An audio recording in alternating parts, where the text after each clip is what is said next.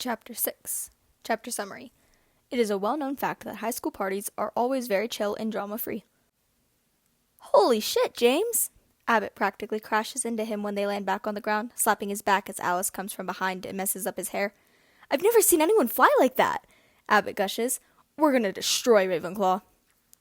You did good, kiddo. Alice smiles, the rest of the team landing around them. James just grins, big and toothy, a little breathless from the fly. Sirius rolls up beside him, knocking their shoulders together. I give you a 6 out of 10. Not enough showmanship for my taste. You're enough of a showman for the rest of us, Black, Frank says, pushing his goggles to the top of his head. Okay, team, I'm feeling good about practice. McDonald, tighten up your passes. Abbott, you still need to work on not projecting your blocks. And Potter? Yes, sir, James says, bringing his hand up to his forehead in a mock salute. The older boy rolls his eyes. Fly like that on Saturday, and I'll take back every bad thing I've ever said about you. Wait, what have you... Hit the showers, everybody. I expect you back on this pitch at 6 tomorrow morning. But what have you said? The team disperses, Frank walking away like James isn't very clearly speaking to him. Alice? He turns to the older girl pleadingly, but she only smiles, clicking her tongue. Sorry, James, my lips are sealed. Oh, really? 'Cause that's not what I... Ow! Sirius cuts off as she smacks the back of his head on her way to the locker room. Merlin, Sirius stares after her. I love that woman. James makes a juvenile snort, patting his friend on the back. She's out of your league, mate. Don't I know it. Oi, Black! They both turn towards Mary, who is currently leaning against the entrance to the field, crooking her finger in a come-hither motion. Think she means me? James asks, earning him an elbow to the side. I'll catch you later, yeah? Sirius jogs backwards towards her, still facing James. You better not be late, you prat. We have a party to prepare for. Yes, Mum, he says with a cheeky grin. James rolls his eyes, smiling despite himself. Wanker, he whispers under his breath as he heads towards the locker room. You seem in high spirits. James looks over, surprised to find Marlene falling into step with him. It was good practice, he shrugs. Uh-huh. James arches his brow. Why do you look like you're plotting my death, McKinnon? I just feel like you've been awfully chipper the last few days. I'm a very upbeat person. It's one of my many excellent qualities. One might even say you're glowing. I do have great skin. Marlene laughs, punching him in the arm.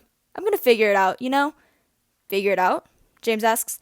You mean the secret to my great skin? Sorry, but that's all genetics, baby. But Marlene will not be deterred, eyes wide and bright in the way they get when she spots the snitch. She's not in Gryffindor, I know that much. James lets out something between a sigh and a laugh, running a hand through his sweaty hair.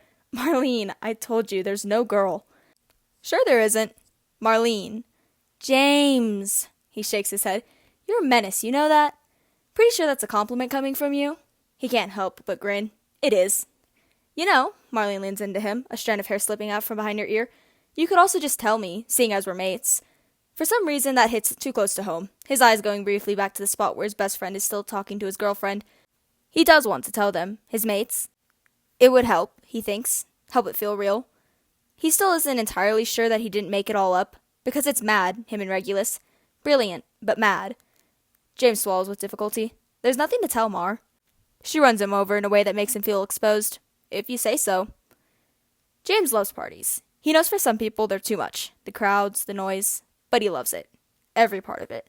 He loves the start, when everything is set up and he can't sit still, thrumming with adrenaline at the beginning of a buzz, wondering what kind of night it's going to be. He loves it when the first people arrive and everything is chill and quiet. He loves it in the middle, when you can barely move and you're a bit too drunk and everything is so sweaty that it's blurring together, like the world is painted in watercolors. He loves the end, when you can't tell if it's the exhaustion or the alcohol that's making you fuzzy, the sky slowly growing brighter. Oi, Pete, turn it up! Sirius shouts from where he's squashed between James and Remus. It's just starting to transition into that middle period, the room packed and everyone tipsy.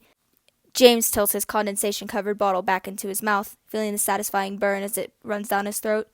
Oh, don't tell him to touch my record player, Remus says, straining his neck in an attempt to see between the crowd that separates him from the music. It'll be fine, Sirius waves his hand dismissively. Oh, will it? Remus asks bitterly. Do you not remember what happened last time? There's a pause before Sirius lets out a short bark of laughter. Oh, God, didn't he set it on fire? James snorts beer out of his nose. I forgot about that. Remus doesn't look particularly happy with either of them. Thank God Lily was there to put the bloody thing out. James still feels his heart hitch a little at the mention of her name, but it's not like it used to be. Ah, yes, Sirius says, taking a fairly substantial gulp of his drink. His eyes have started to go a bit hazy. Where's the fair lady of Gryffindor? James shrugs. Dunno, haven't seen her in ages. He feels as much as he sees. His two friends turn towards him. He stares back blankly. What? There's another beat of silence before Remus seems to shake himself awake. Nothing, just, well, usually you know. I know. Where Lily is, Sirius elaborates, looking mildly amused. Every minute of every day.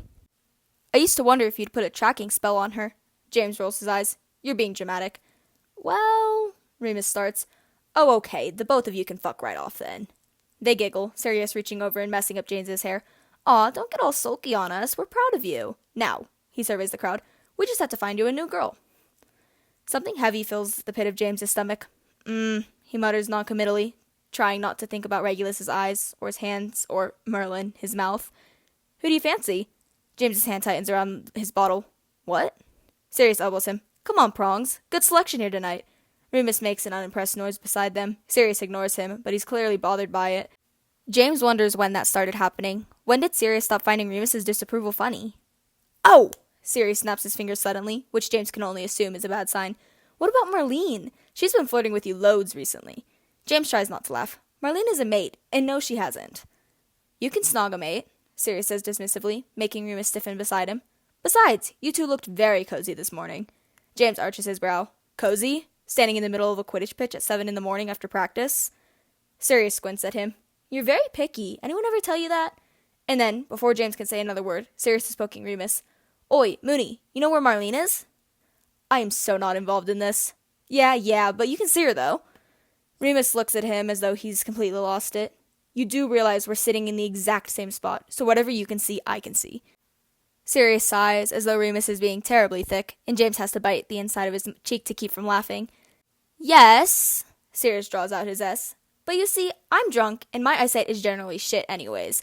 Meanwhile, you, Sirius leans into Remus, smiling dopily, have those big, beautiful peepers to look out of. Remus's face goes beet red, eyes hopping from Sirius to James, looking slightly panicked. Thanks, I guess. Sirius, could you please support your own body weight? You're crushing me. Rolling his eyes, Sirius complies, pulling back and leaning against the wall behind him. Will you look, Remus? For me, and for James, so I can get him laid? I don't need your help getting laid, James interrupts defensively. And I'm also not going to shag Marlene.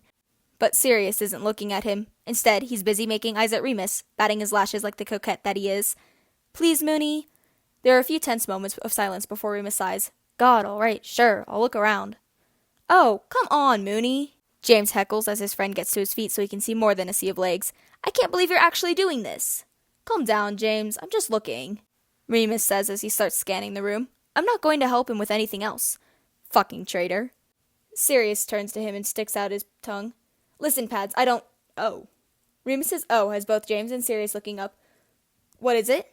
Sirius sounds significantly more sober than he had a few minutes ago. Remus all but falls back to the ground. Nothing, he says, voice clipped, as he downs his drink. Or, I don't know. Maybe it'll be something later, when we're all less drunk. Sirius, don't! Remus's hand shoots out and grabs hold of Sirius's wrist, tugging him back to the ground as he tries to stand. Damn, Moons! Sirius laughs, crashing into the floor. If James had thought Remus looked panicked before, it is nothing compared to now. I just don't think you're in the right frame of mind to handle this. Sirius arches his brow. Me? This has to do with me specifically? Remus bites his lower lip, not saying anything else, but also not letting go of Sirius's wrist.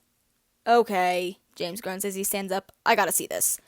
James, but Remus can't hold both of them down at the same time, and he seems pretty reluctant to let Sirius go. James struggles to concentrate on the sea of faces in front of him, eyes bouncing from one person to the next, trying to figure out what the hell could have spooked Remus so bad. But nothing stands out. It's a normal party. There's... Holy shit, he hisses, then looking down at and meeting Remus's wide eyes. Holy shit. Yeah, Remus nods reluctantly. My thoughts exactly. Okay, you two. Sirius has started to try and tug himself free of Remus's grip, which appears to be surprisingly strong. This has been cute and all, but I'd really love to know what the heck is going on. Well, James, Remus says nervously. Oh, come on, Moony, you're not going to be able to stop him from finding out about this? James looks back across the room to where Mary MacDonald is currently snogging the living daylights out of a fourth year named Connor Davies. No one else seems to be panicking, so it can't be that bad, Sirius grumbles, still trying and failing to shake Remus off. I mean, in the grand scheme of things, it's not terrible. James, Remus says desperately. What? It's true. Prongs. Exasperated, Sirius collapsed back against the wall, apparently giving up on escaping Remus's hold. James runs a hand over his sweaty face, looking down at his friend. Listen, mate, I'm really sorry. Remus opens his mouth to interrupt, but then seems to think better of it. Instead, just tightens his grip on Sirius's arm. James reckons that's probably a good idea. The last thing they need to have to find is a place to bury Davy's body. Mary's kind of all over Connor at the moment. There's a moment in which the three of them freeze, staring at one another, the rest of the party fading into the background, and then Sirius starts to laugh. Remus shoots James a worried look. Serious? Remus asks tentatively. Are you okay? You too. He actually reaches up and wipes tears of mirth from his eyes. Merlin, you two kill me. James, sit down. Remus, you can let go. I'm not going to do anything. Jesus. A new wave of laughter rolls through him. Remus and James exchange another look before James sits down. Not gonna lie, James says, hand rubbing the back of his neck. I thought you were going to take this a bit differently. Sirius takes a swig of his drink, still shaking his head. Nah, me and Mary are... Anyway, she mentioned today that she fancies Davies. I told her to go for it. He smirks. Looks like she did. This clears absolutely nothing up for James. I'm sorry. He pinches the bridge of his nose. So you two broke up? Sirius shrugs. Sure, I suppose. I mean, it was just convenience, really, the two of us. Convenience? Remus asks, looking just as confused as James feels. Sirius nods. She was around, I was around, so we just decided to be around together. It was fun, casual, no big feelings or anything. You know how it is. James thinks about Regulus on the Quidditch pitch in the tower, thinks about the way he laughs when he can't hold it back any longer, or the way his eyes get bright when he's excited, or the way he tastes. No, he doesn't know how it is. He says it without thinking, which would have been embarrassing if Remus hadn't said it at nearly the exact same time. Sirius's brow raises as he looks between the two of them before smiling and shaking his head. Bloody pair of poofs you two are. It's work to keep his face neutral, breath catching in his chest, which is stupid because he's heard it hundreds of times before. It's not like it matters. Still, he finds it suddenly hard to meet his friend's gaze. Nice one, Black, Remus says coldly, getting to his feet and pushing into the crowd. Oi, wait, Remus, come on, I was kidding around.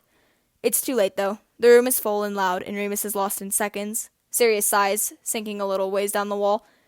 Why does it feel like everything I say just pisses him off? Sirius rolls his head to look at James, who prays his voice doesn't come out as strained as it feels. Probably because it does. Sirius huffs before finishing his drink. They sit without talking, the noise of the party swallowing them whole.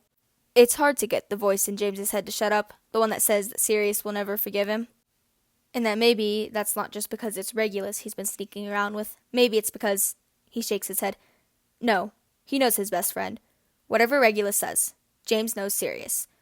I'm gonna get some more to drink, he announces suddenly, and when he doesn't get a response, he looks over to see that Sirius is currently preoccupied, glaring at Mooney, who's across the room now, talking to Dorcas. Do you think he fancies her? Sirius asks, words brittle. James blinks, looking from Sirius to Remus and back again, feeling as though he's missed something. Dunno. Might, I guess. Sirius doesn't respond, but the glaring intensifies. You know, James says as he stands up, slightly unsteady on his feet. Some smartass once told me that torturing yourself doesn't help anybody. Sirius turns to him, blinking through the haze of alcohol. What? James nods towards Remus. You could just talk to him. Sirius plays with the cup in his hand, biting at his lower lip. Yeah, he says eventually. Yeah, maybe. James claps him on the shoulder. I'll be back. But he doesn't head over to the wide selection of drinks courtesy of his allowance money and Sirius's flirting abilities. Instead, he takes the stairs 2 at a time, a risk in his current condition, stumbling his way to the bedroom. As soon as the door closes behind him, the world feels too quiet, a buzzing in James's ears he hadn't noticed before. He can feel the sweat on his skin more now that he's not surrounded by people, pulling his glasses off and wiping away the condensation. Not that the world isn't still blurry when he puts them back on. He trips over Sirius's trainers on the way to his bedside table, grabbing the map and then promptly collapsing onto his bed. There's no reason for Regulus to be anywhere but in his own bedroom, anywhere that James can reach him. But he checks anyways, suddenly feeling restless with the need to see him, to touch him, because he can do that now, which is a bit mind-blowing if James is being honest, and terrifying. He bites back a smile at the sight of Regulus's name in the astronomy tower. Hey, he says softly, and then laughs because, geez, he must be pissed if he's talking to the bloody map. He lingers on the letters for too long before shaking himself awake again. He doesn't bother with the invisibility cloak. No one will notice him slipping out at this point in the night. He throws the map back into its drawer and tears open the door so fast he nearly tramples the person sitting on the stairs. Oh, shit. He stumbles, grabbing hold of the wall, his balance not at its best. Sorry, I didn't realize anyone was up there or I would have moved. James blinks. It's a bit dark in the stairwell, the warm light of the common room not quite reaching them. Of course, even in the shadows the red hair is unmistakable. Lily? James asks, which is stupid because it's clearly Lily. That's my name. Her voice is scratchy, like it's been worn out. Normally, he would assume it was from booze, but then he sees her wipe at her face with the sleeve of her shirt. Hey, James sinks on the step beside her. She laughs dryly. What a cliche, right? Crying in the middle of a party over, well, anyway. James feels significantly out of his element, the bass of the music below them rumbling in his chest. You okay? He finds himself asking. Another stupid question, with another stupidly clear answer. She sighs, lifting her head to look at him properly for the first time, green eyes shining. Even in the moonlight, he can make out the faint freckles dotting her cheeks. Probably not, but I don't think you're the right person to help. Ouch! James clutches at his heart. Right for the jugular, Evans. She rolls her eyes. I wasn't trying to be insulting, it's complicated, and you're... Her eyes run him up and down in a way that does not feel flattering. I can do complicated, James insists. Lily looks at him skeptically. You don't strike me as a complicated guy, Potter. Pfft, James huffs. That's because you constantly underestimate me. Her smile is weak, but it's still a smile. She lets out another heavy breath, running both hands through her hair as she sits up a little straighter. Oh, what the hell. Marlene and Mary are both too plastered to be of any use, and I can't find Alice anywhere. She's probably boning Frank in his room. Lily shoots him a look, and James instantly raises his hands in surrender. Sorry, no more sex jokes, promise. Good. Besides, if they're boning anywhere, it's in the prefect's washroom. Honestly, Potter. James lets out a surprised laugh. My bad, you're absolutely right. Try to do better next time. She shoots him a cheeky smile out of the corner of her mouth that twists something in James's chest. So, he quickly pushes that feeling aside. What is it that has you wasting an excellent party here on the stairs? Her smile fades a little. You sure you're going to be able to handle this? Lay it on me. It takes a Herculean level of self-control for James to swallow the wanker that usually comes out of him automatically at the mention of Snape's name. Lily eyes him warily. I see, he says with difficulty. Him in general, or did he do something specific? Lily drops her gaze again, picking at her tights. I don't know. She chews on the inside of her cheek, struggling to explain, and James just waits, not trusting himself enough to speak unprompted. Listen, she starts again, sounding incredibly tired. I know you don't like him. I do not, James concurs. And to be honest, in the beginning, I think you were a bit of a dick about it. Hey, and a snob. Wow. James runs his hand through his hair, leaning back on the stairs to look at Lily properly. Don't hold back. Surely you must be able to see that. She turns almost fully around in her seat so that they can face one another. He started most of the fights we had. Lily groans. First of all, no he didn't. And second of all, it wasn't fair. James arches his brow. Excuse me? What wasn't fair? She waves her hands inarticulately in the air. You two. It was never an even match. When James continues to stare at her unconvinced, she explains, Yeah, okay, Sev can be rude, but you are James Potter. That is my name. And he's glad to see her smile a little. So nothing he ever said touched you, not really. She keeps going. But when you hit back, you made one comment about his hair, and he had the whole school making fun of him for months. And that stupid name you call him? Snivelous? James provides. Yes, exactly. Everyone calls him that now. Everyone. Sometimes even the professors. James does his best to hold back a snort. Lily's eyes are wide and bright, and James loves it. He'd forgotten, these past few months ignoring her, how much he loves it, watching her go off, even when it's at him, watching how fucking passionate she can be.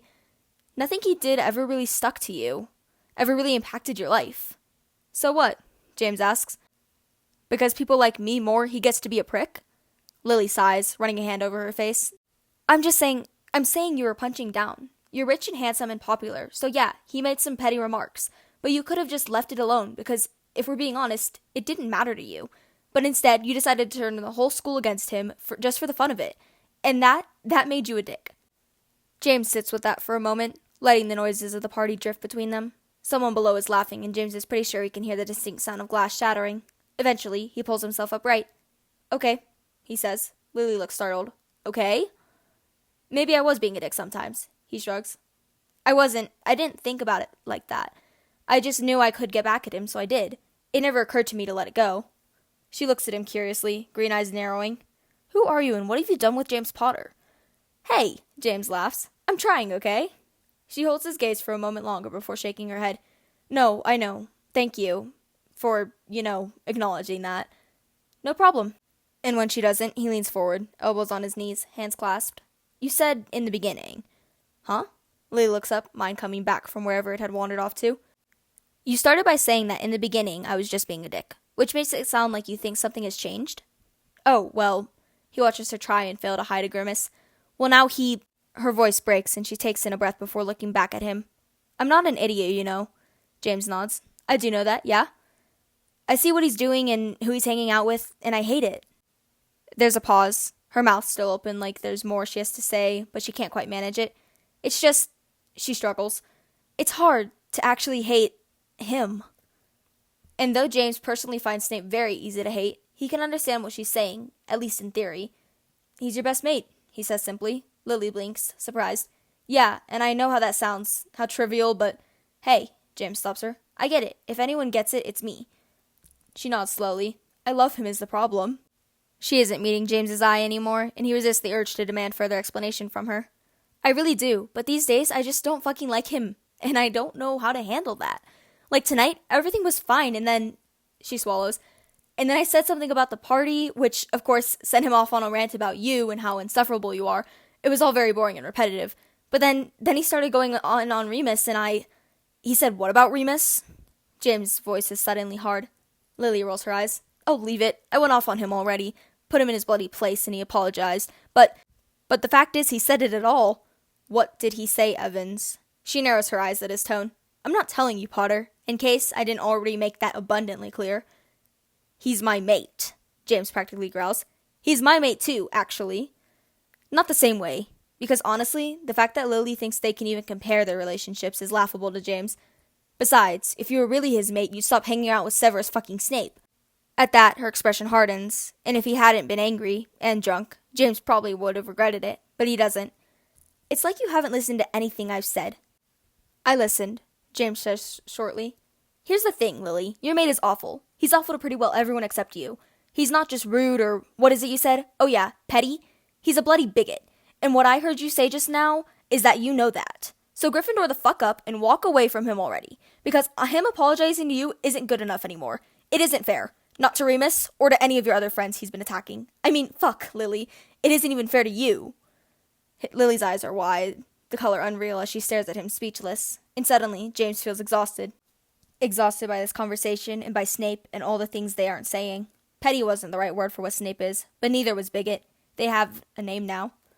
James sighs, running a hand through his hair.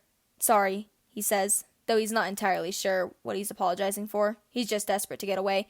From the noise and the heat and her more than the rest of it. I gotta go. James, there was a time when Lily calling out to him, saying his first name, would have stopped him in his tracks, but it's not now. He's already down the stairs and he doesn't turn back. Reg is reading when James finally gets to him. He pauses at the door, just watching for a moment, feeling the fingers of Regulus's warming charm drift over him. Some of the anger from his conversation with Lily starts to fade when Regulus looks up, his gray eyes instantly finding James. He forgets about it altogether. Don't you have a party to be hosting? The younger boy asks, marking his page as he slides the book off his lap. James says noncommittally. They'll survive without me. Besides, I couldn't leave you up here waiting for me all night. Regulus rolls his eyes. I wasn't waiting for you. Sure you weren't. I wasn't. If that's what you need to tell yourself. James pushes off the wall, the world around him a little fuzzy. Regulus is wearing a dark blue jumper, which is a weird thing to notice, except that he's usually in black, or green, and this feels so much more natural somehow. When James reaches him, he runs his finger along the collar, feeling the soft cotton between his fingers. Regulus arches his brow. Color looks good on you, James says. Color? Not very specific. Regulus is unable to keep the amusement out of his voice. No, James agrees. Still true, though. I've only seen blue and green, but both have been aces, so I'm sure the rest look just as good. Regulus snorts. You're drunk. Very much, yes. His hand moves from the collar of Regulus's shirt up his neck to his jaw, James's thumb running along Regulus's lower lip. James, he says, voice a little huskier, sending a chill along James's spine, his eyes intently on Regulus's mouth. You're drunk? James hums again. He's learning a lot about Regulus recently, specifically about how he likes to be touched, which is slowly. He wants to see you, to know where you are, to know when you're coming. So, James makes an effort to broadcast his movements at all times. He doesn't mind. Even likes it, how intentional it all is. Slowly, he lowers himself to his knees, Regulus opening his thighs for him almost automatically so that James can press forward, hand still on Reg's face. James, he says again, but whatever else was going to come out of his mouth is swallowed by James's lips. He's a tad sloppier than usual, his whole body aching at the contact. This is all we're doing, Regulus says against him. James makes a noise of protest and quickly finds Regulus's hands on his shoulders, pushing him back. I mean it, James. This is it. James huffs. Yeah, okay. I'm not even that drunk, he mutters, feeling Regulus smile as they come together again. It took you 10 minutes to figure out how to open the door. James laughs into his mouth, pulling back slightly. Bold of you to assume I can open a door sober. It's Regulus's turn to laugh, and James eats it up, tongue lapping into his mouth, hungry for every piece. For all his whining, he's more than happy with this, with the warmth of Regulus's hands as they skate over his back, his chest, pulling at the hem of his shirt in search of skin. Regulus tastes like something sweet, his legs tightening around James like he's afraid he's going to move. As if he would. Regulus pulls back from James's mouth and kisses along his jaw, down his neck, meeting his collarbone. It all makes James groan. You're gorgeous, you know that, he says when Regulus's face is once again level with his. For a second, their foreheads rest against one another. You're drunk. Yeah? James's hands move to the back of Regulus's neck, holding it carefully. But it'd still be true if I were sober. This time, when Regulus kisses him, he sinks his teeth in, ripping a sound out of James he's never heard himself make before. God, Reg. He wants to be closer, somehow, impossibly. He wants to feel every inch of him, wants to... I knew it! It takes a second for James's intoxicated and very preoccupied brain to fully comprehend that the voice belongs to neither himself nor Regulus. It takes Regulus significantly less time, his mouth ripping away from James, his whole body going still in a way that is incredibly disconcerting. Oh, fuck, the voice says again. Marlene? James, who is still on his knees between Regulus's legs, turns towards the door to find a white-faced Marlene standing there, hands clasped to her mouth, head shaking back and forth. Oh, James thinks, this is not ideal. Regulus, apparently no longer frozen, is suddenly on his feet, stepping around James with his wand raised and pointed at Marlene's chest. If you breathe a fucking word of this, I will... Reg? James scrambles to his feet, attempting to get between them. Hurt you in ways you cannot possibly imagine. Do you understand? Oi, Jesus! James steps in front of Marlene, hands raised as he meets Regulus's stone-cold stare. Gone is the soft boy who'd been wrapped up in only seconds earlier, his mouth still red from James's lips, hair still mused from his hand. The person in front of him is all sharp edges. Reg, put that away. James swats at his wand, but Regulus quickly steps out of his reach. There's something feral about Regulus, like a wild animal who's just been backed into a corner. Regulus? James repeats louder. Put the wand down, now. For a second, he thinks Regulus might actually curse him, which, well, James doesn't know what he'd do with that. But after a few more intense moments of staring, Regulus lowers his wand. James exhales, turning to Marlene, who still looks thoroughly freaked out. Mar? James nods, towards the door. Let's talk, yeah? She nods, understanding immediately, and moving towards the door. I'll be back, James says to Regulus, and when he doesn't get a response, he pauses, halfway through the door. Reg? He waits until gray eyes meet his. I'm coming back, okay? Just wait here, yeah? Please? It's small and stiff, but eventually Regulus nods, James' chest aching at the blank look on his face. James? He's barely taken 2 steps into the stairwell before Marlene is on him, hands grabbing hold of both arms. James, I'm so sorry. That was so stupid of me. I don't know what I was thinking. I've been drinking, and then I saw you sneak off, and my stupid brain thought it would be funny. I didn't think... Whoa, okay, I'm gonna need you to breathe, alright? He ducks his head so he can meet her eyes. She nods, taking in a deep breath and letting it go shakily. Shit. She looks at James again. James, that was Regulus Black. Yeah? James's chest gives a small squeeze at the look on her face, her eyes the size of dinner plates. Does Sirius know? The 8 grows. No. Shit, she shakes her head again. Shit, James, he pulled his wand on me. Yeah, I know, he does that. She lets out an outraged noise. He threatens you? James feels a small swelling of warmth at the sudden protectiveness in her eyes. No, that's not what I meant. He's jumpy. Marlene looks like she doesn't quite believe him. God, James, I did not see this coming when I guessed you were wooing someone. James wrinkles his nose. Still not a fan of the term wooing. And believe me, the feeling is mutual. It just sort of happened. She lets out a low whistle. Yeah, listen, Mar, you can't tell anyone about this, okay? Though James wouldn't have thought it possible, her eyes get bigger. No, I won't. Of course I won't. Thanks, I appreciate it. He offers her a weak smile before nodding over his shoulder. I should, go make sure he's okay. She nods slowly, reluctantly letting go of him. Right, yeah, of course. She takes a few steps down the stairs before stopping. I really am sorry, James. But he waves her apology away. It's fine, I've done stupider things. He waits until she's out of sight before he opens the door again. Regulus is standing at the ledge, back to the door, arms stiff at his sides. The sight makes something in James's stomach twist. They stay like that for too long, James not knowing what to say. Well, Regulus asks coldly, without turning around. She's not going to tell anyone. Regulus scoffs. And you know that how? She said so. That doesn't mean anything, James. It sounds like he's forcing the words between his teeth.